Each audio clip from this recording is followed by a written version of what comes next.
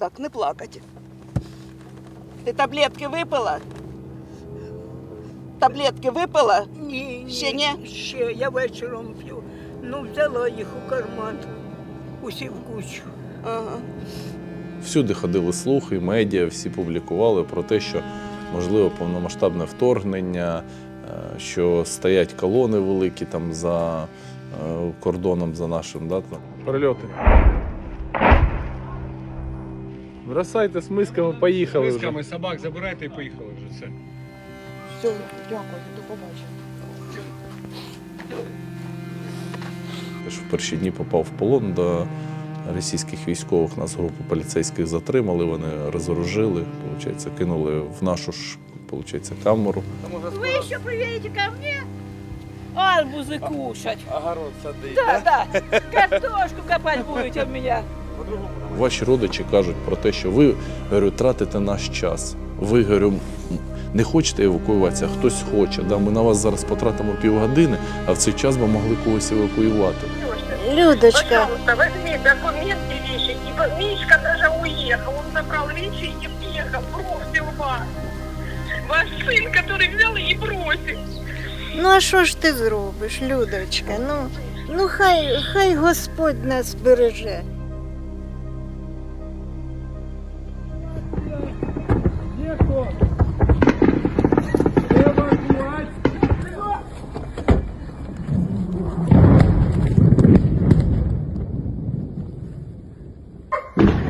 Бігом в укриття всі! Бігом опять в укриття! Сьогодні 5.06.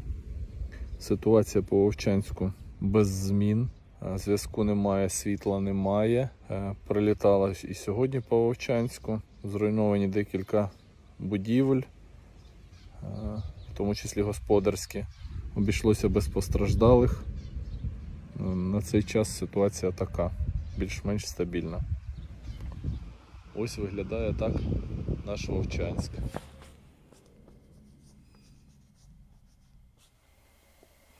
Ми зараз перебуваємо в Вовчанській громаді, безпосередньо в одному з населених пунктів, саме тієї громади, яка піддається вогневому ураженню, в якій тривають активні бойові дії.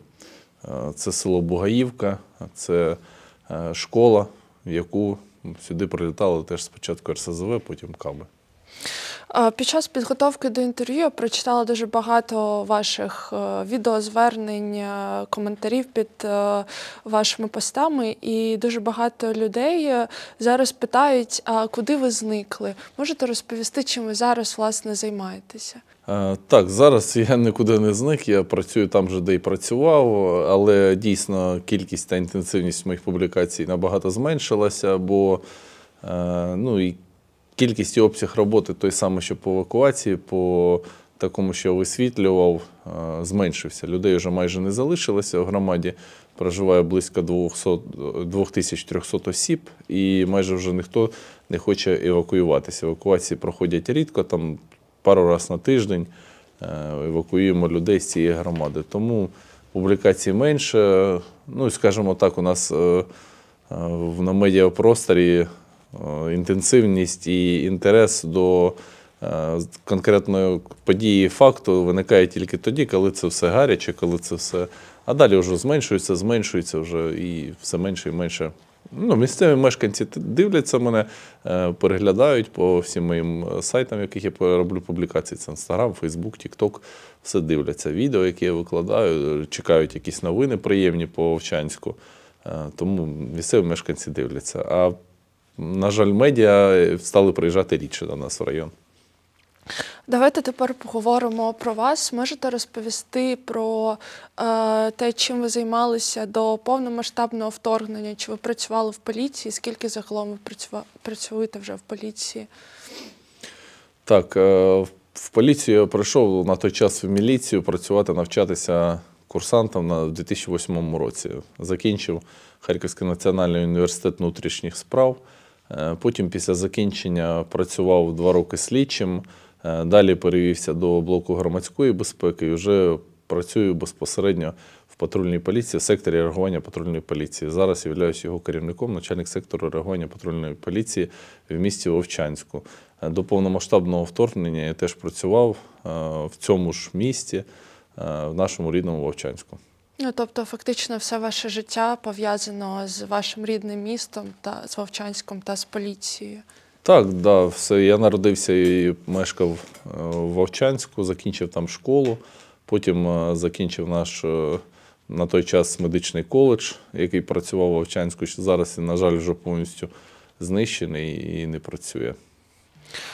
Давайте тепер повернемося до повномасштабного вторгнення.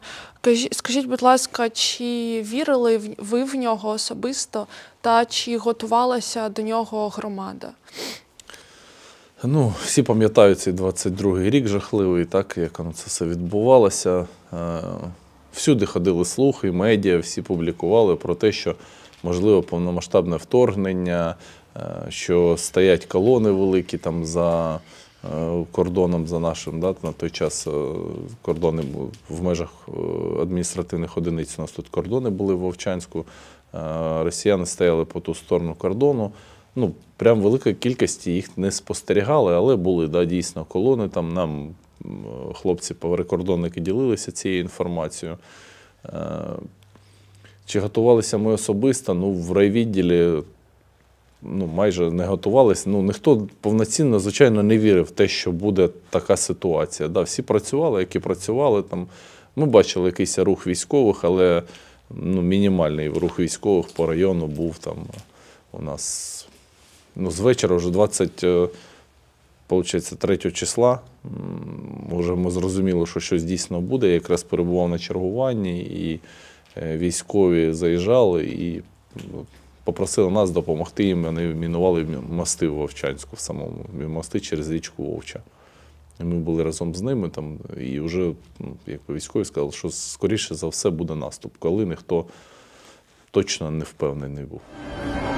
Захист працює армія, і національна солідарність – це на сьогодні головна опора української держави. Потім розпочався повномасштабний наступ. О 8 ранку вже колони військової техніки, великі колони пересікли повністю Вовчанськ, поїхали, направилися одні в сторону Старого Салтова, інші в сторону Білого Колодязя. Як ви знаєте, Вовчанськ розташовується в безпосередній близькості до державного кордону, да, там 3 кілометри від крайньої точки, 3-4 кілометри по прямій до державного кордону. Тому, звичайно, швидко все настала окупація. Виїжджали хто як міг, хто лісами, бо зрозуміло, що тут ситуація стає все більш гарячіша і гарячіша. Розпочалися активні бойові дії під Харковом, і поліція евакуювалася. Звідси всі, хто хотів, евакуювався. Але, на жаль, деякі наші колеги залишилися тут і пішли на співпрацю ворогам. Їм уже частково пред'явлено підозру, і, мабуть, може підозру навіть всім пред'явлено, а частково навіть вже осудили деяких. А скільки приблизно таких людей, в відсотковому співвідношенні, якщо не скажете? Якщо штатна чисельність райвідділу близько там на той час 84 особи, то перейшло на сторону ворога, якщо я не помиляюсь, 18. Це, ви думаєте, у людей були такі погляди, чи це вони під впливом обставин так вчинили? Скажу так, про погляди, про спілкування з ними, навіть в перші дні, коли розпочалося повномасштабне вторгнення і поїхала військова техніка, майже ніхто, там один чоловік виказував, сам наш колега виказував саме те, що про Росію там буде добре, все остальне, а всі інші були налякані, ніхто цього не хотів, всі жили спокійно і працювали, звичайно, не було такого, щоб хтось виказував свої погляди. Але потім з часом вони залишилися тут, були непоодинокі випадки, що осіб забирали. Я теж в перші дні попав в полон до російських військових, нас групу поліцейських затримали, вони розоружили, кинули в нашу ж, камеру утримання, тимчасового утримання затриманих осіб. І ми там просиділи майже добу, і потім там стався наступ, це тоді був, перші дні теж було бій великий, вони кудись всі зірвались, нас випустили.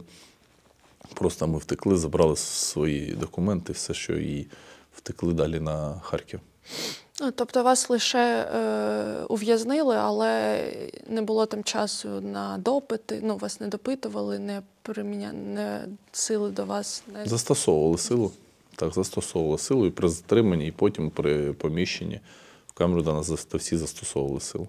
Це як психологічний вплив на осіб, щоб склонити когось до співпраці з ними. Але ми відмовилися, і всі хлопці, які були зі мною в камері, там 2 чоловіка хлопці, вони зі мною виїхали потім, і зараз в Харкові.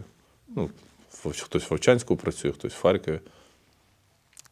Ви повернулися у Вовчанськ після деокупації.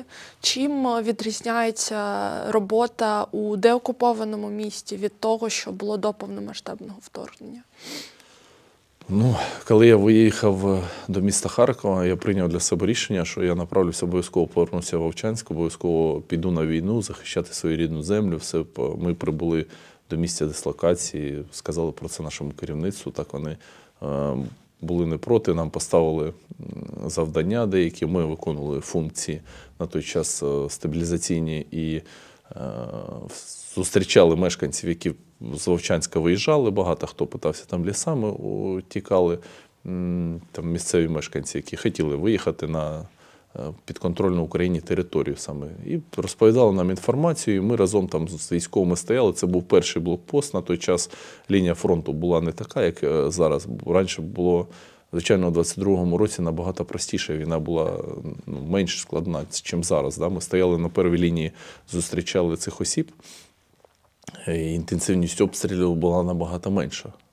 І ми питали їх, про що вони повідомляли нам інформацію, допитували, щоб інформацію, яку отримати у них. Вони нам розповідали, люди всі були максимально, ті, що виїжджали, настроєні за Україну, тому що вони вибрали саме цей шлях. І розповідали, де російські військові. Далі ми вже з військовими, з нашими акумулювали цю всю інформацію, і наші вже військові завдавали удару і проходили вперед і вперед. І так, 1 травня 2022 року ми зайшли на свою територію, це був Старий Салтів. Це перші населені пункти, які були деокуповані. Саме Старий Салтів, Молодова і Верхній Салтів – це вже територія Вовчанської громади. То Старосалтівська, то Вовчанська. Ми зайшли в перші дні, там розпочалася масова евакуація теж людей, хто хотів, ми вивозили, плюс стабілізаційні, фільтраційні заходи, зачистки ми проводили, обходи, розшукували військових, які залишилися російські. Далі там були ситуації, що були контрнаступи, ми потрапляли, поліція була в той час в Старому Салтові, ми все время перебували тут, потрапляли ми 4 травня, попали під російський контрнаступ, так як Шестакове на той час перебувало ще під росіянами. І вони, виходить, з фланга атакували Старий Салтів. І тоді ми були там разом з теробороною, зайшла Харківська тероборона, зайшла з нами і закріпилася в Старому Салтові. Відбили, слава Богу, цей наступ. Відійшли, 72-га бригада була також військових. Всі вистояли, все нормально, і були деокуповані, виходить, аж Порубіжне, і потім в середині травня деокупували ще Шестакове, і там частину якусь населених пунктів Харківської, Липецької, точніше, громади. Це там Кутузівка, ще там деякі. І все, і майже так все залишилося аж до початку вересня. Ми перебували теж в Старому Салтові, в Шестакові, ці всі населені пункти, допомагали людям, вивозили, допомагали військовим, там, що якщо маршрути, ми всі майже місцеві, тому наше завдання було допомога в логістиці, такому іншому, військовому, разом з військовими це все тут перевозили, возили. Потім, звичайно, у мене завжди прапор державний був, я хранив його тут в карманчику в бронежилеті, наш державний прапор, який я знав, що я повісив на центральній площі Вовчанську. Про це була моя мрія, я це хотів, цього дуже хотів, тому прапор був завжди зі мною, я ходив з ним. І так, на початку вересня нам сказали, що зараз буде масований наступ, ми будемо в ньому участвувати, поліція була залучена, і разом ми зайшли спочатку там села Чугуївської громади, там, точно не готов сказати, там, поряд з Чугуєвом, скажімо так, теж Чкаловська. А потім 11 вересня разом з силами спеціальних операцій ми зайшли першими до міста Вовчанська. Нас зайшла невелика група сил спеціальних операцій та група поліції. І от ми на центральній площі, моя мрія збулася, це вечір 11 вересня, вже на вулиці там майже темніло, ну смеркало.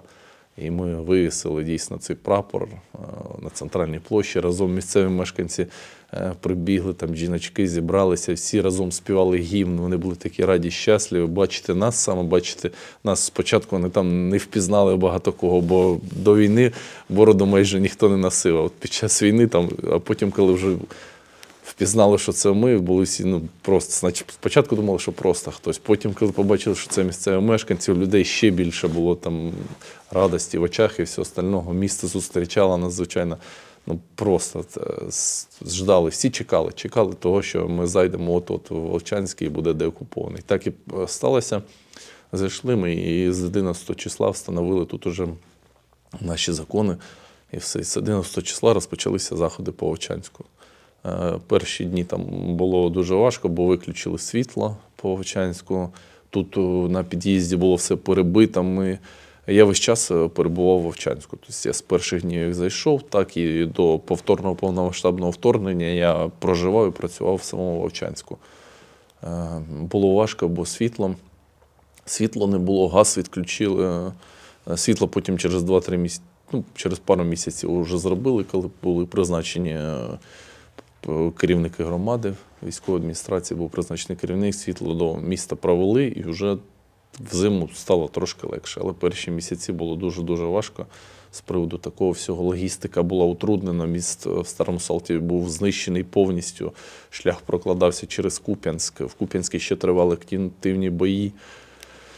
Людей евакуювали важко полями, пішли дощі, теж розпочалася евакуація. Ну, хто хотів, виїжджав самостійно, хто не мав змоги, допомагав. Я співпрацював з волонтерами і в перші ж дні я попросив і своїх друзів-волонтерів, щоб в місто завезли гуманітарну допомогу. І мій товариш, дякую йому, Олександру, дуже багато відразу гуманітарної допомоги хлинуло в Вовчанськ. Ми разом там з ним завозили його прям фурами. Там потім вже не справлялись, там просили, потім грязно пішло, просили ДСНС на повних приводах машини, вгрузили, привозили сюди. Завезли близько 200 тонн гуманітарки в Вовчанськ. Тобто місто вже побачило, що прийшла влада українська, вже це все позитивно впливало. Потім організували, було 244-й батальйон з нами, тероборони стояв в Вовчанську самому. Там організували людям, щоб видачу пенсій, запрацював Приватбанк. Тобто, місто тихенько зажило. Там ще люди проживали в самому Вовчанську, і хтось не хотів виїжджати. Там тривали інколи обстріли, звичайно, була артилерія, міномет тоді працював, там гради. Дронів на той час не було, ще вони не були розвинені. В місті, звичайно, було небезпечно, але ми перебували там, люди перебували там. Ми декілька разів переїжджали. Переїжджали декілька разів, бо де б ми не заїжджали, заїхали в відділ поліції Вовчанська, його обстріляли. Потім там переїхали в інше місто, там в адміністрацію, і теж обстріляли. Тобто прильоти постійно, росіяни полювали за нами, бо бачили, що ми влада, ми з людьми, ми перебуваємо у Вовчанську, допомагаємо людям. Тому постійно за нами полювали. Бабуль, все в порядку? Де ваша донька? Зараз будемо їхати. Давайте забираємо вашу доньку і будемо їхати. Десь кап прилетів.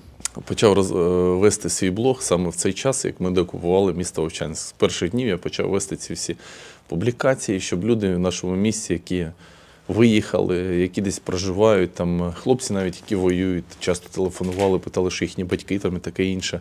Там ми їздили теж, допомагали максимально в цьому питанні. І люди, які не виїхали з нашого міста, що могли бачити, що в самому місті відбувається. Тому я ці всі публікації почав виставляти, що робиться, де і як все відбувається. Через декілька місяців, коли ситуація більш-менш стабілізувалася у Вовчанську після деокупації, люди почали повертатися. І які взагалі настрої були у людей? Я б не сказав, що люди почали повертатися. Ні. Навпаки, велика кількість виїхала, і в місті залишалося близько, на момент скажімо, ну, хтось приїжджав, хтось виїжджав, хтось літом там жив, а потім виїжджав на зиму, бо були проблеми з опаленням, бо не було газу. Тому взимку там, ну, на зиму виїжджало дуже багато. Там в місті залишалося близько, може, 3000 осіб. Там точно сказати цифри не можу, ну така приблизна кількість була. Бо проблема з опаленням. Холодно, якщо на вулиці, як сьогодні, мороз, там 10 градусів, то дуже не насидишся в хаті, де під обичним обігрівачем. Ну, настрої були у людей все одно, вони були настроєні там залишатися. Всі, хто там було дерев'яне опалення, всі залишалися вдома. Ну, вдома є вдома, як кажуть всі. Вдома стіни лічать і оберігають, і багато хто залишався. Літом, звичайно, приїжджали більше людей. От з огляду на ситуацію, яка склалася зараз, які у вас тоді настрої були? Ну, у вас особисто. Після деокупації, після того, як ситуація більш-менш налагодилась, попри обстріл, але все одно Вовчанськ був вільний, під українським контролем. Так, звичайно, Вовчанськ був під українським контролем, і це гріло мені душу. Я ж кажу, я був там постійно, бо це моє рідне місто, і в ньому я почував себе добре, і з людьми, я ж постійно спілкувалися з людьми, з військовими, допомогою військовим і днем, і вночі. Необхідно було робити різні речі, там, виїжджати, допомагати, проводити, там, таке інше. Плюс кожного дня майже ми возили гуманітарку в віддалені села нашого району, такі як там Гатище, Огірце, Одейка, перебували в безпосередній близькості до кордону, там ту ж саму сторону Бударки, Землянки. Ми постійно возили людям, доставляли гуманітарну допомогу, бо ну, цього робити на той час було ще нікому. Військова адміністрація тільки стабілізувалася, керівник тільки прийшов, там все одно це все розвивалось потихеньку, все налажувалося, тому поліція працювала над цим всім. Попри те, що місто знаходилось під українським контролем, воно все одно залишалося прикордонним, ну, тобто завжди були постійні обстріли і все одно залишався ризик повторного наступу. Чи були тоді у людей взагалі якісь боязнь повторного наступу? Чи якось не думали про це? Так, звичайно, люди про це постійно думали, постійно переживали, що от, ну, що ми поряд з кордоном, ситуація, постійні обстріли. Кожного дня по місту прилітали, фіксувалося, і це все, ну, обстріли постійно. І саме мій сектор патрульної поліції, яким я керував, ми виїжджали і вдень, і вночі на місця обстрілів. І я особисто виїжджав, і хлопці мої, і дівчата виїжджали. Там прибуваєш на місце, звичайно, попадання, влучання в будинок, там під завалами люди, доставали їх. Да? Це деморалізувало ситуацію, якби місцевих, там багато хто боявся і виїжджав, там каже, я вже не витримую. Я поїду, там, допоможіть, ми там вивозили. Інвалідів я також багато вивозив, ну, людей з можливостями. Просив хлопців, там, дівчат з волонтерських організацій, ми разом з ними забирали їх і вивозили з Вовчанська. Бо ситуація, коли, не дай Бог, прильот, да, вночі сусіди побояться прийти. Тобто, ну, ситуації були такі, звісно, погані в цьому випадку, що постійно тривали обстріли. Я ж кажу, і ми неодноразово потрапляли, мої групи потрапляли неодноразово під обстріли артилерії. Таких випадків було дуже багато. Я, от, наприклад, один із випадків був взимку, теж у нас, виходить, ми були в Вовчанську. І теж була знімальна група якраз. І в цей час починається обстріл Вовчанська. Ми там знімали по Вовчанську деякі ситуації, розпочинається обстріл Вовчанську. Там, ну, журналісти, звісно, молодці, хлопці і дівчата там були, і наші представники були якраз з Нацпола, журналісти. Розпочинається обстріл, і я кажу, нам необхідно їхати туди, і ми там попри обстріл приїжджаємо, там ховаємося грузом. Там жіночка була, я вже казав, що я закінчив медичний заклад, да, там навчався в коледжі, швидко надав їй домедичну допомогу, ми її погрузили в машину, і я швидко довіз її до найближчого стабілізаційного пункту, до лікарні, бо швидка допомога не встигала приїхати, бо цей сектор постійно крили ми під обстрілами, я ж кажу, і там журналісти залишилися там більш-менш безпечно. Я повіз її до лікарні, вже в лікарні вигрузили. І ну, там час йшов на щитані хвилини, да, хлопці чужо стабілізували, це були військові лікарі, кажуть, ну добре, у неї повністю пробита нога була, переломана, в декількох місцях крупними осколками, пробита, задіта артерія. Ну, ще б там 2-3 хвилини, грубо говоря, і вже могли втратити ми цю жіночку, але встигли, все нормально, стабілізували. Ми перебуваємо в місті, де був так званий стабілізаційний пункт. Да? Сюди ми звозили людей, вже тих, що безпосередньо евакуювали, а далі тут вже їх розсаджували, військова адміністрація надавала їм якусь допомогу, консультації і відправляла вже далі на Харків на хаби, саме туди, на розміщення, на розселення.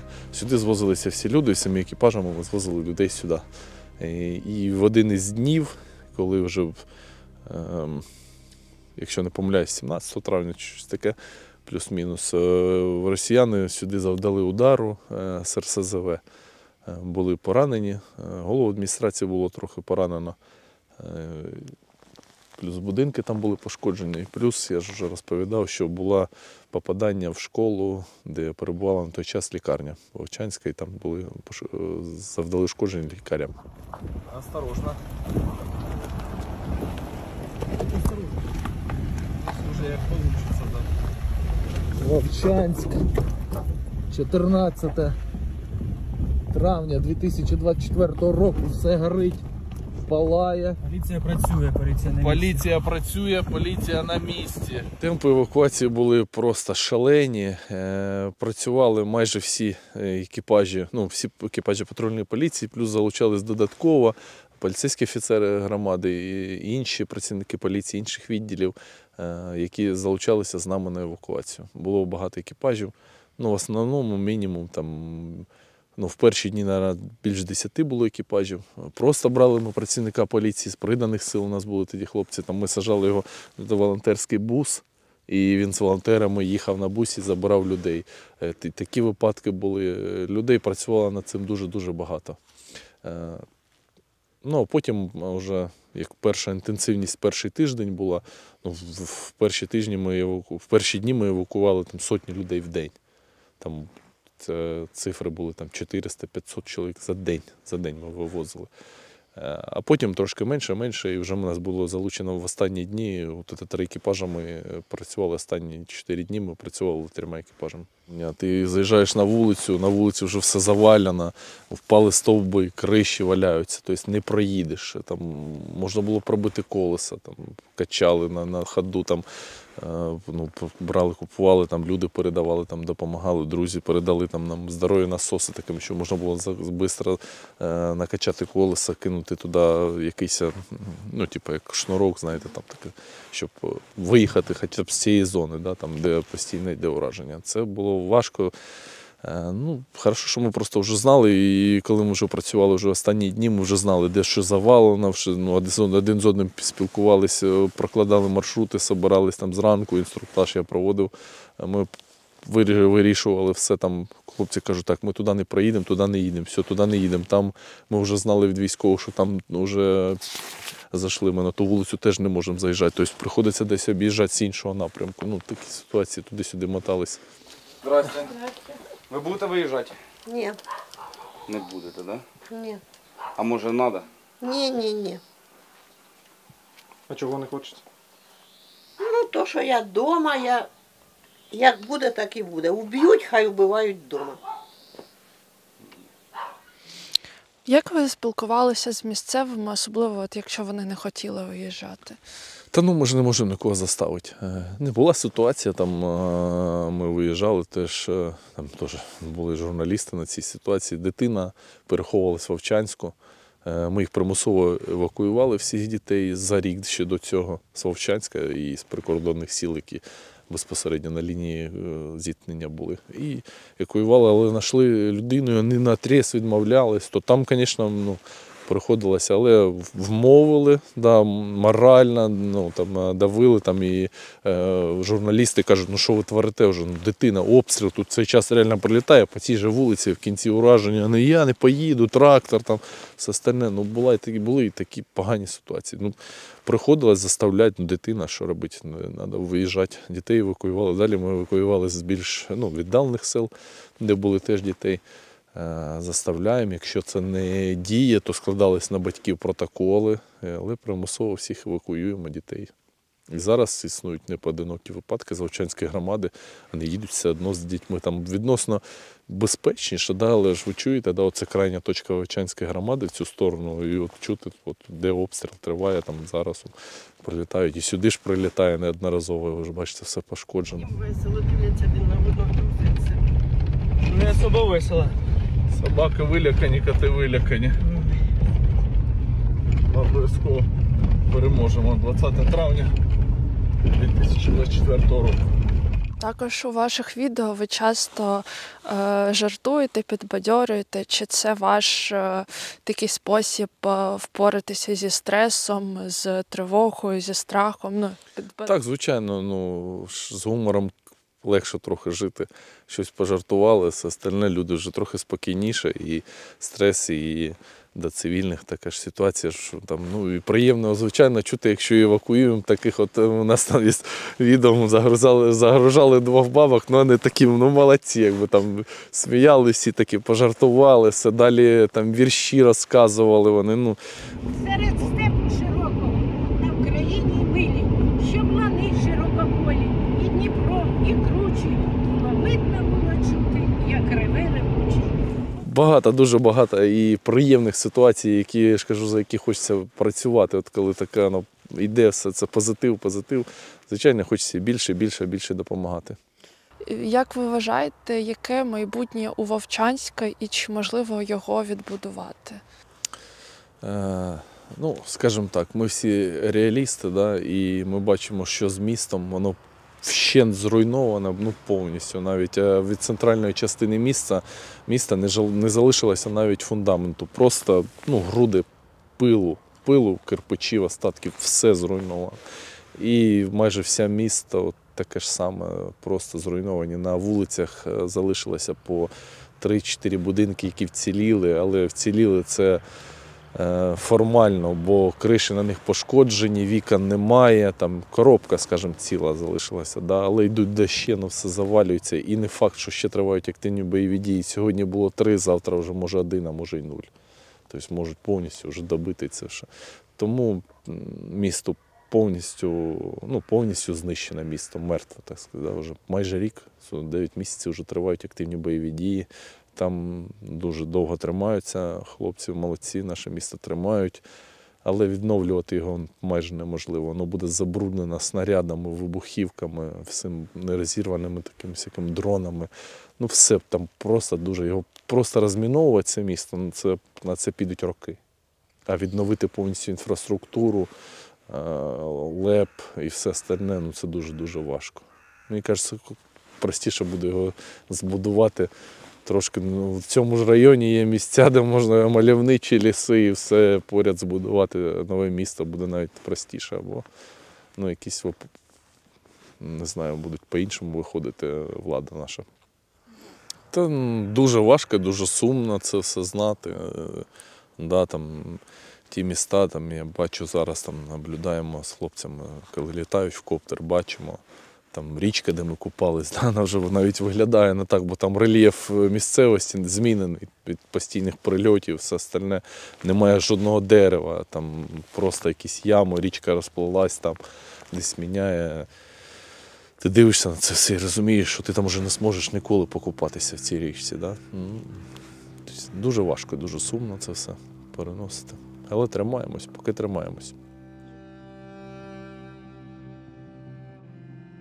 Пригадайте наступ росіян на Харківщину у 2024 році. Як взагалі для вас він почався? Де ви тоді були? Що ви тоді робили? Ну, до цього дня ми вже готувалися. Тут ми вже були готові, тут з повною мірою я можу сказати, що ми до цього були готові. Всі знали, що він буде. Нас попереджали військові, які тут були, що з тієї сторони можливий наступ в найближчі дні.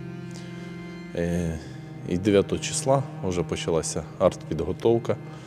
Ми зрозуміли, що сьогодні вночі або завтра максимум буде наступ. І я перебував в самому Вовчанську, вже запросив там товариша, свого колегу, підлеглого хлопчика, який ночував зі мною. І ми о 4 ранку вже розпочали евакуацію міста Вовчанська. Бо о 23-й перебили переправу в Старому Салтові, була повністю зруйнована переправа. І проїхати вже через неї було неможливо. Всі, хто залишився тут, всі поліцейські, тільки ті, хто місцеві, скажімо так. Да? Нас залишилося в відділі не дуже багато, саме місцевих поліцейських. І ми залишилися тут тієї ночі, і 10-го почали зранку. Те відео, яке я перше знімав, я знімав о 5-й ранку, про те, що розпочався повномасштабний знову наступ на Вовчанськ, повторний, і необхідність людям евакуюватися, я знімав о 5-й ранку в місті Вовчанську. Сьогодні 10 травня 2024 року. В місті Вовчанську посилилися обстріли. Ситуація напружена, тому місцевим мешканцям рекомендація евакуюватися з міста Вовчанська, даби не потрапити під обстріл або перебувати в укриттях. Ситуація більш-менш стабільна. На зв'язку. Слава Україні!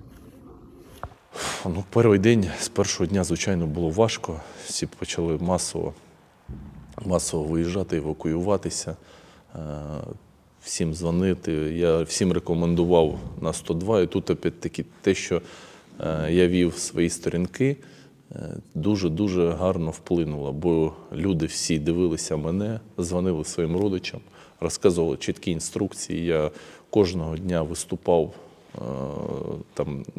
з відеозверненнями, як себе поводити, що робити, щоб на 102. І завдяки цьому ми евакуювали 1000 людей з Вовчанська. Майже весь Вовчанськ вивезли ми. Вивозили всіх ми сюди, до села Бугаївка.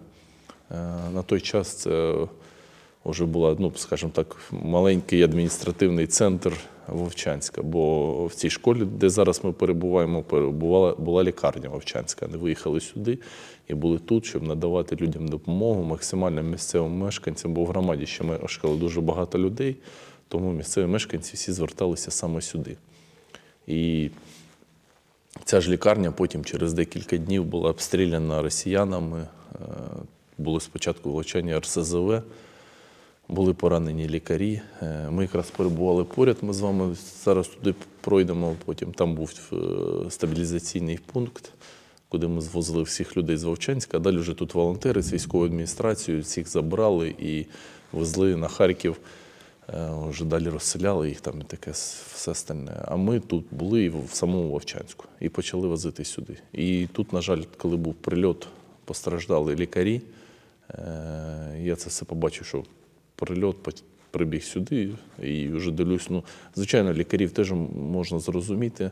Вони почали, теж були всі налякані, група лікарів, що тут чергувала, але ми надали допомогу з лікарями, кажу, так, заспокоїлись, все, люди, що кажуть, що я там позитивний і все остальне, пишуть, бо багато зі мною стикалося, що навіть якщо якась там критична ситуація, не треба панікувати. Я кажу, все нормально, кажу, можу пожартувати, що там жіночку ту, яку я віз, що у неї перебита нога була, кажу, що ти, спросив неї, чи заміжня вона, чи ні, вона каже, ні, я говорю, що нога заживе, нормально, ще буде заміж вийде, ще час є, трохи підтримати людей, вони тоді трошки спокійніші стають. І така ж ситуація тут, ми раз, все допомогли, евакуювали їх, слава Богу, все нормально. І теж це ж стабілізаційний пункт, на якому ми привозили людей, теж попав під обстріл. Центр Вовчанська, 14 година.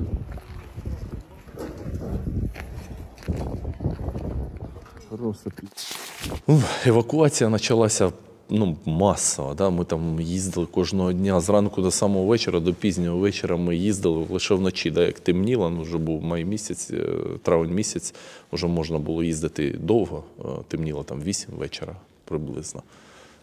З самого ранку до самого пізнього вечора ми возили людей, евакуювали на всьому, чому можна. Службових автомобілів не вистачало, ми евакуювали на своїх автомобілях. Хлопці сідали там, я також, у мене волонтерський автомобіль був, давали мені волонтери, я їздив на ньому, вивозили людей масово, бо, звичайно, не залишалось. Да? Потім там це перший, другий день. Да? На другий день вже почали підтягуватись волонтери, возити буси, вже давати все остальне. Але, на жаль, були прикрі ситуації, коли волонтери самі поїхали в Вовчанськ і потрапили, один з них безвісті, одного вбили. І плюс були волонтери, яких розбили буси. Да? Я заїжджаю в Вовчанськ, я говорю, куди ви їдете? Ви не знаєте місцевості, там на таку-то вулицю. Я говорю, ви зрозумійте мене правильно. Я говорю, якби тут вже перші дні пішло, Я говорю, там уже якби в цих вулицях, говорю, туди не можна їхати. Ну, хоча ми заїжджаємо, да, ми розуміємо, що вони там рухаються, з військовим зв'язок у нас є, вони кажуть, вони там рухаються, спустилися вниз по Карленка вулиці, там вони зверху від м'ясокомбіната спустилися вниз. Ми там розуміючи, трохи вище там, від автошколи, да, там вже буквально от на сусідніх вулицях вони, але ми бачимо, що наші хлопці військові стабілізують ситуацію.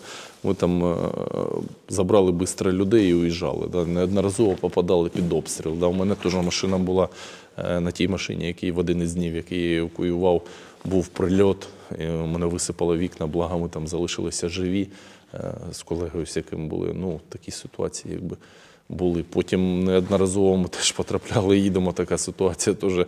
Їдемо такі, ну, з колегами зі своїми до Вовчанська. Раз такий, він каже, так, ну щось туди чи не туди прилетіло, туди чи не туди прилетіло. Я говорю, то вроді не туди, вроді далі. Поїхали, типу. І проїжджаємо, якраз в цей момент, ну, проскакуємо, вже за нами прильот, бабах, типу, йо-моє, ти що, типу, я говорю, та нормально, я говорю, живі ж, здорові, все ціле, все проскочили нормально. Тобто, було ситуацій куча, бували ситуації, ми тільки заїжджаємо, да, в Вовчанськ уже, дрони вже були, ну, розвинені. Дуже сильно вже півдрони. За декілька місяців до цього вже по Вовчанську не працювали. Куча 200-х була. Ми були теж, я якраз на чергуванні був відповідальним. Ми їздили, евакуювали людей. На жаль, там загиблих було декілька в один день. Вони розпочали просто в марті місяці, як зараз пам'ятаю це. І колеги мої постраждали, там і ДСНС було влучання, і місцевих бус. Вони за день просто місто розірвали. Да, тут теж ніхто не боялися з хати вийти, тому що, ну, така ситуація. Це за 2 місяці буквально до повномасштабного наступу. Але, ну що, ми виконували далі свою роботу. І також теж під час евакуації ми заїжджаємо, да, і такі, їде один із наших нарядів. Я такий же ж заскакую, бачу, наш наряд їде, бачу, летить дрон, заскакуємо під кущі. І вони такі раз, і дрон, слава Богу, прилітає. Я кажу, так, рідіть отсюди, це вже наше місто. Пацан, ну, жартова, понятно, що від одним деревом всім не сховаєшся. Ну, дрон пролетів, він там завис, далі ми побачили, що він вліво полетів, потім вже проскакували в сам Вовчанськ. Ну, це було на самому Вовчанську, там, перед заправкою ховалися там такі дерева, місце, точка, умовна точка зборки наша була, бо зв'язок уже, ну, лагав інколи, там, по раціям потрапляли. Раз ситуацій взагалі куча була. Там раз приїхали на евакуацію, а нас Вовчанський не розтягнутий, і якраз там заходять уже по тій стороні буквально річка, і там відстань нездорова, 500 метрів. І понятно, що сили оборони наші хлопці вже з цієї сторони, і вони криють цей сектор, дуже криють артилерією. І ми якраз була теж з нами знімальна група, якби, понятно, що там оператор впав, ну, прильот, все, я ж побіг діду, кажу, давай бабцю закинули в машину, речі закинули, дід каже, я ніде не поїду, машину треба забрати. Йо-моє. Ну, тут і сміх, і гріх, розумієте, хата горить, ну, тому що влучання там в сусідню хату, і вона ж пожежа, все остальне. Дід каже, ні, без машини не поїду. Я ворота ті закрутив болтом, єлі розкрутили. Я кажу, думав, чи виламувати ті ворота. Єлі розібрали, от уже все, дід сідай, все, дід сів, то вжух, поїхали. Ну, хорошо, до діда ми одразу теж ще пару чоловік закинули.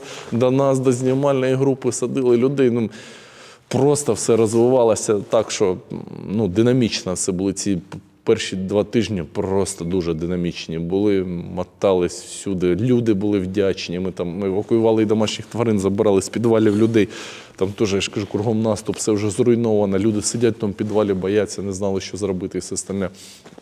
Дозвонювалися якимось чином нам, там, через родичів, все остальне. Мені куча писала смс в Інстаграм, Фейсбук, я всім записував відео.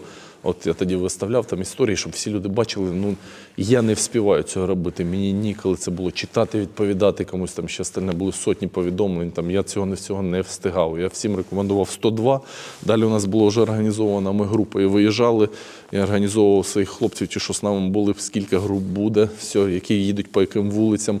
Далі дівчатка сиділи в координаційному центрі, який все буде раз по вулицям, хоп, так, туди під'їхав, вичеркнули. Воно було все організовано нам раз. Але бували такі ситуації, ти їдеш, забрав з адреса, ти вже повна машина, а ти їдеш, і ще люди вибігають, рятуйте, поможіть, там все остальне, ти виходиш з кимось на зв'язок, ніхто не може забрати, ти все годиться навруки, там в машині по 6 чоловік, там собака та ще сидить, тут буває, це просто, звісно, було людей просто. Багажник речей більшість людей виїжджала, звісно, просто забравши лише все необхідне, документи і все. І ми їм казали, що вам все дадуть, допоможуть, там волонтери, адміністрація вас розселять і все остальне, беріть все необхідне і виїжджайте, бо з цими талмутами. Некоторі виходили там і консервацію з собою везли, кажуть, а що я дітям візьму? Безліч випадків було. Бували і погані ситуації, такі, як, я завжди казав, і всім знімальним, дзвонять там на 102, евакуюйте наших родичів. Да. Ми там приїжджаємо, родичі відмовляються. Люди починають там скаржитися в чаті Вовчанському, там що це таке, чат Вовчанський ще, що це таке, я там писала, моїх родичів не евакуювали, все остальне, як таке може бути. Ми другий раз приїжджаємо, вони відмовляються. Далі жалуються там все остальне, що там щось. І приїжджаю, у мене є таке одне із відео, я знімаю людей, говорю, ваші родичі кажуть про те, що ви, говорю, тратите наш час. Ви, говорю, не хочете евакуюватися, а хтось хоче. Да? Ми на вас зараз потратимо півгодини, а в цей час би могли когось евакуювати. Будь ласка, ви приділіться з родичами, якщо ви хочете евакуюватися, родичі ваші хочуть евакуюватися, ми вас обов'язково евакуюємо. А де виїжджати? А? А де виїжджати? Евакуюватися будете? Ні. Безпечне місце. Чи ви залишитесь вдома? Що? Ви залишитесь вдома? Да. Чи поїдете з нами? Та ні, буду вже вдома. Можливість, да. Некоторі досиділи до того, що вже вулиці були окуповані, і вони вже перебували повністю вже за перебріком, там далеко, за 2 кілометри. Тому добратися туди вже було неможливо. Були такі ситуації. Потім ми їм рекомендували виходити сюди, до суспільно відомих місць. І забирали вже їх там. Тобто суспільно відомі місця, от там на Чубаря було бетонне застроєння, укриття, яке поставили там буквально за декілька місяців до цього всього. І туди люди виходили, там ховались, переждали обстріли. Ми там кожного ранку забирали туди там, мінімум 10-15 людей саме з цього укриття. Заїжджали, забирали там. Ситуації треш були на пікапах, інколи повен кузов нагружалось людей. Тобто людей було дуже багато, максимально старались, возили, це все людей вивозили. Але потім сталися такі вже серйозні ситуації. Спочатку просто влучання дронами, наш автомобіль був пошкоджений теж прильотом Вовчанського, а один із днів вже, один із крайніх днів, які ми заїжджали в Вовчанськ сам, я заїжджав на першому автомобілі, за мною їхала ще машина. І всього у нас їхала група з 3 осіб. І ми їздили завжди 2-3 екіпажами, щоб в разі чого можна було допомогти. І саме це рятувало життя нам. Було влучання в другу машину, яка рухалася за мною, саме FPV-дроном. Загинув мій колега, царство небесне, Андрій Ладика, мій підлеглий. А інший, Дмитро Мажаровський, був поранений, у нього сильні поранення руки, шиї були, там, осколками все посічене. Я бачив цю всю ситуацію, я вийшов з машини. Опять-таки, тут уже хоч зберігайте спокій, хоч не зберігайте, все одно, на адреналіні трохи, паніки не було, ми швидко подивились, Андрій, на жаль, загинув на місці, Дмитра ми дістали зі своїм колегою, якому в першому автомобілі рухалися, я його швидко до нас в машину посадив, відразу ми вирушили в напрямку евакуації, передав, що потрібен медевак нам срочно по дорозі десь, і прив'язав його, наложив йому турнікети, і всю дорогу там з ним спілкувалися. Ми швидко долетіли на такій швидкості польовими дорогами, що, я не знаю, водій, звісно, їхав там 100-120 кілометрів полями, вирулювали посадки. Як ми ще, долетіли швидко, теж ми його в швидку. І зараз він одужав, працює, все в порядку. Поліція працювала на звичайних автомобілях, тоді евакуювала мешканців, тобто не було броньованих машин, ще мова не йшла ще про реби, вони не були настільки прям широко використані. Як ви думаєте, чи варто також Ну, я точно знаю, що швидкі вже, які працюють у прифронтових районах, обладнують ребами. Чи є таке в поліції і чи знаєте, чи буде таке застосовуватися? Ну, я до цього відносюся скептично, бо я на своїй практиці бачив випадки і неодноразові. Да, у нас є там автомобіль приданих сил, один, він обладнаний ребом, да, але він не працює. Ну, от стоїть в автомобіль, вімкнений реб, і над ними пролітає так FPV-дрон. Прямо не бачать його, все, не стали там, заховалися під деревце, і пролітає FPV-дрон і вражає там метрів через 100-150 грузову машину. Просто, що він їх не бачив, да, і він просто пролетів. Ну, висота там не прям здорова, да, він вже йшов на зниження, на ураження, там 100, може 150 метрів максимум. І реби – це те, що, ну, це протидія, це боротьба. Я сам займаюся, в мене є друзі, товариші, волонтери, організація така волонтерська, дуже велика, Фортес. Вони займаються саме допомогою військовим, збором дронів, розробляють БК до дронів. Я теж приймаю участь, разом з ними ми це все робимо. Там велика група волонтерів, військових, поліцейських ходять саме в цю організацію, і ми це все робимо разом, тому що разом ми переможемо. Якщо ми об'єднаємося, один одному ми допомагаємо і все таке, правильно? І з приводу ребів. От робиться дрон, він робиться на нього частота. Частота постійно змінюється. Зараз вже дійшло до того, що можна міняти частоти в польоті. Коли бачить, дрон летить, і ну, йому реб создає помехи, да, перешкоди, ухудшається картинка, керування і все остальне. Частоти знизили, все, реб обійшли. Оптоволокно. Дрони на оптоволокні. Зараз по Вовчанську і 10 кілометрів від Вовчанська, от там Сименівка, все остальне вже вражаються оптоволокном. Реб летить дрон на оптоволокні, і йому ніякий реб не буде перешкоди. Вражають наших військових, хлопців, які там їздять, тут дикі, ну, жалуються всі, що дуже-дуже багато стало саме дронів на оптоволокні. Ну, фактично, реб тоді не можна назвати панацеєю, а що тоді могло б убезпечити поліцейських? Бо вони також працюють на прифронтових районах і часто стають мішенню для дронів. Так, да, я ж кажу, неодноразово я сам особисто потрапляв під обстріли і артилерії, і був поранений 2 рази саме за евакуацію там, перед тим. І, ну, контузії ці всі, ну, теж просто не проходить, але ну, що може убезпечити? Ну, убезпечити можуть броньовані автомобілі, да, під час евакуації. Звичайно, броньовик – це якби якийсь захист, да, там, від осколків, вже, там, від прямого попадання FPV-дрона з кумулятивним снарядом броньовий автомобіль теж може не врятувати. Тобто може пропалити просто і внутрі, ми ж розуміємо всі. Зброя все йде вперед, тому дуже важко з цим боротися. Може убезпечити закінчення війни. Скажімо так. Так, ось так проходять вихідні дні. Тестуємо снаряди для дронів, щоб ефективно нищити ворога та їхню техніку. Обов'язково переможемо. Слава Україні! 3:15. Теж поліцейські бувають різні. Там, і от зараз ми бачимо, да, там якийсь негатив до поліції в соціальних мережах і все остальне, там, що поліція не воює і все остальне. Ну, такі, ну, да, допустимо, скажімо так, прямо в активних бойових діях, в штурмах наш відділ не приймає участі. Але цю роботу, яку ми робимо, її теж необхідно комусь робити. І не буде ніхто більше робити. Ніхто не захоче ризикувати своїм життям, заїжджати туди, де, да, там, хлопці військові в цей час відражають атаку, да, але їм, ну, немає часу там, евакуювати бабушку. Да, і вони там, ті ж військові, наші хлопці, які тут проживають, у мене куча тут товаришів зараз, які воюють, з якими ми разом робили тут определенні речі. Там, я не буду на камеру казати, що там ми робили, але саме по військовій справі. І я їм це допомагав, і робив, і все остальне. Це частина цього всього, частина війни. Там, ми перебуваємо на війні. І з самого початку війни, я ж кажу, з травня 22-го року, я тут, на наших громадах, там, де тривають активні бойові дії, безпосередньо біля нуля. У мене, 500 метрів було, ми заїжджали до нуля. тобто населені пункти, такі як Нестерне, там 500 метрів, ми туди доставляли гуманітарну допомогу, а там уже 500 метрів і росіяни. Салтів, коли був теж, тут через воду вже кілометр росіяни по одному берегу вони, по іншому ми.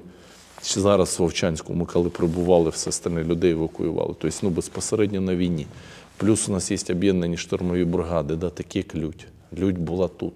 Тобто, що не казав, повномасштабне вторгнення була ця бригада тут, в якому складі, скільки вони не були, але не були тут. Вони штурмували, і разом з ними заходив до позицій, де їм треба було, розміщав хлопців по Вовчанську, де треба розселяв. Тобто, от займали позиції, хлопцям допомагали. Це наші колеги, ми розуміємо, що хтось пішов з райвідділу, сформували цю бригаду. Тому дуже багато поліцейських на війні. І відношення, розказують, що поліція не воює, ну це таке. Не всі ж і військові на війні. Хтось забезпечує в тилових підрозділах якусь працю, так і поліція виконує функцію правопорядку. Якщо забрати зараз всіх поліцейських з Западної України, скажімо, да, так і кажуть всі, о, то там ніхто не є. Якщо забрати всіх поліцейських і привезти їх сюди, то там почнеться хаос. Нікуди ж не поділися ці всі бандити, які раніше вчиняли злочини, ніде не ділися. А не залишились, просто сидять, там хтось ще боїться ТЦК, щоб їх там не забрали, да, ці ж самі бандити не виходять. Але якщо не буде поліції, не буде там цього всього, почнеться хаос. В Україні почнеться дуже великий хаос. Крім того, були на початку 22-го року, повернемось до того, нам Івано-Франківські приїжджали, зведений загін був у нас на допомогу. Бо у нас в райвідділі залишилося мало осіб, і у них спочатку 80 осіб прибувало до нас. Потім уже до 24-го року, до березня місяця, були тут Івано-Франківські, 2 роки вони майже були з нами. Приїжджали хлопці і разом з нами тут несли службу. Тут все майже Івано-Франківське, все ГУНП було тут по черзі. Вони приїжджали на ротаційним методом і допомагали нам тут службу нести. Пости, допомога, гуманітарка і все остальне. Такі ж ці моменти, це ж все тут було. Звичайно, хто там розказує, я розумію, що там, якщо це військовий, щось може таке сказати, але коли це розказують цивільні, які сидять десь, я ж кажу, і нічого не роблять, ну... Кожного своє, як кажуть, є мнення, хай його виказують. Ні, ну, так, безумовно, багато цих наративів, що треба всіх поліціянтів відправити на фронт, але при тому в прифронтових, прикордонних населених пунктах поліція так само стає опорою, ну, бо це евакуація, логістика, навіть доставка гуманітарки. Тобто, і мені здається, через це покраще, ну... Да, це звичайно, звісно, відношення, я вам скажу, дивіться, у нас 1100 кілометрів, да, там зараз, якщо я не помиляюсь, лінія фронту, от дивіться, ці всі 1100 кілометрів, всюди є поліція, І, можливо, там хтось щось може там десь віддаленіше населені пункти, да, там може менше трохи, там чуть далі вони там. А у нас Вовчанськ безпосередньо, я ж кажу, там 3 кілометри від крайньої точки. І ми були в самому Вовчанську. І люди це бачили. І відношення до поліції було набагато інше. І відносились. І коли розпочалося це повторне повномасштабне вторгнення, рейтинг поліції теж виріс, бо дивились ці відоси, як ми це все робимо. Вони бачили, всі бачили. Я ж не скривав, що відео стало на обичному дастері, да? На обичному службовому дастері, який зроблений там 0,8 метал, він пробувається малейшим осколком. Ми ризикували своїм життям, заїжджали туди, де вже неможливо було щось зробити. Ми евакуювали, да, там за це там. Люди, там, от багато ж позитивних відосів, бабушки там зараз пишуть, там люди вдячні. Я зараз йду по Харкову, і мені дуже-дуже приємно. От буває, просто зупиняється якась особа. Я не знаю цього чоловіка, мабуть, він з Вовчанська. Вовчанськ був 20 тисяч населення.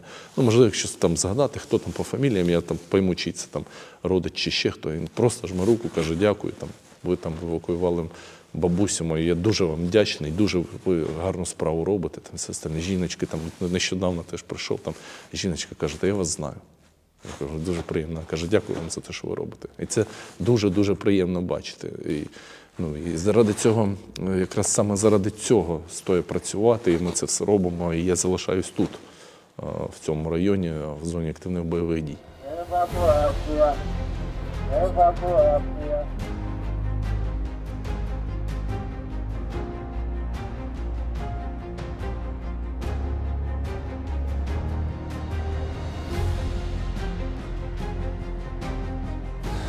Триматися дуже важко. Скажу вам по собі, це морально даве, моральне виснаження. Всі люди, які залишилися без нічого, всю життя жили, їм дуже-дуже важко. Особливо старикам, звичайно, яким розпочати нове життя дуже складно. Дуже. От, скажімо, людина, яка всю життя жила, строїла там будиночок, нажила якесь майно, проживала, зараз все знищено, все зруйновано, згоріло.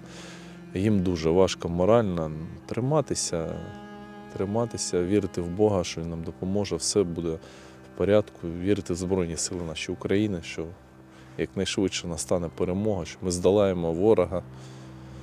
Я думаю, що тільки так. Віра нам допоможе. І мене в сім'ї великій, в сім'ї вольній мові не забудьте пом'янути незлим тихим словом. Тарас Григорович Шевченко. Молодець! Слава Україні! Героям слава!